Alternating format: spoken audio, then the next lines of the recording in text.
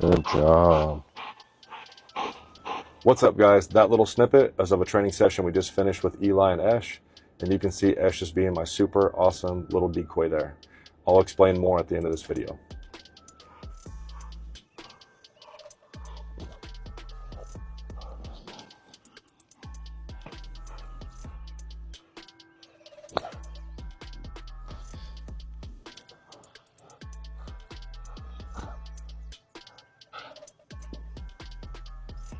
Front, sit, heel, behind,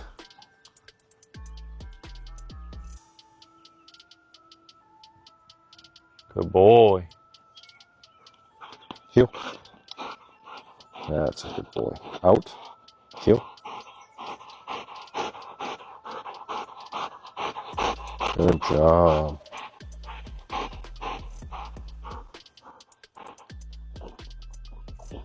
Back.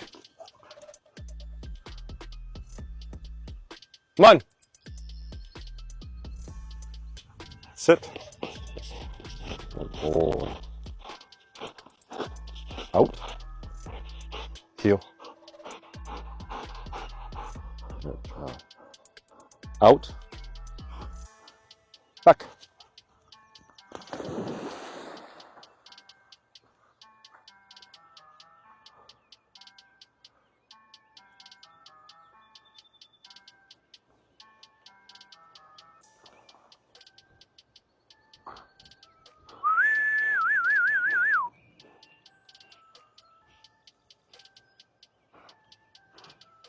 Good boy.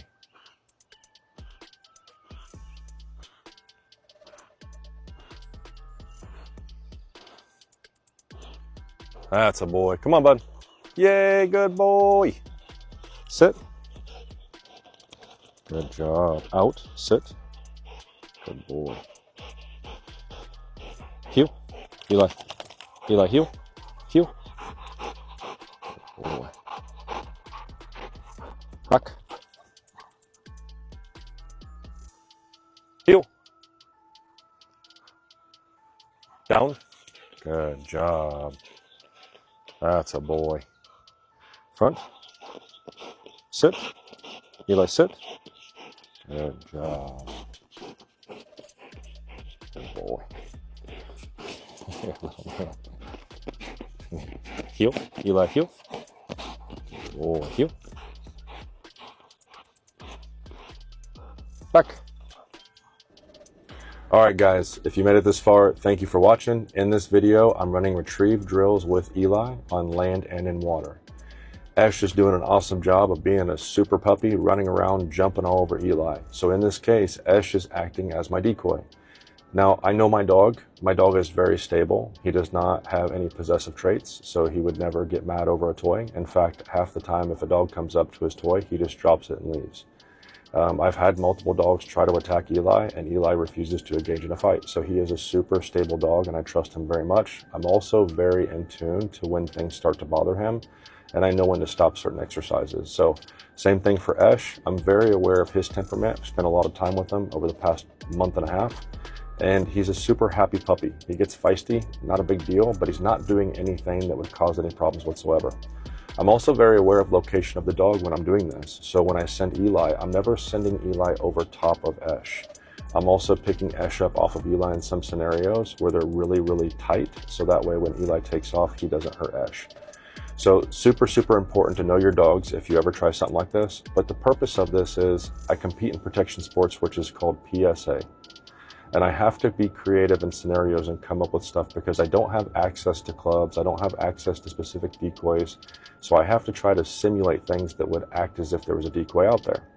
Well, decoys on the field are always trying to get the dog to leave the handler and bite them when they're not supposed to. The bite is more of an interaction and an engagement. So whether they're fighting or playing, it's still an engagement. So in this scenario, Esh is doing a super job of chasing Eli around, saying, play with me, pay attention to me, stop working, come over here and have some fun with me. And Eli's doing a phenomenal job of not listening to Esh and hanging out with me and staying in tune with me. So Stuff like this is stuff that I do all the time to be creative. Now, I don't have access to puppies all the time. That's why you'll see me do all these other crazy drills that people call my circus tricks.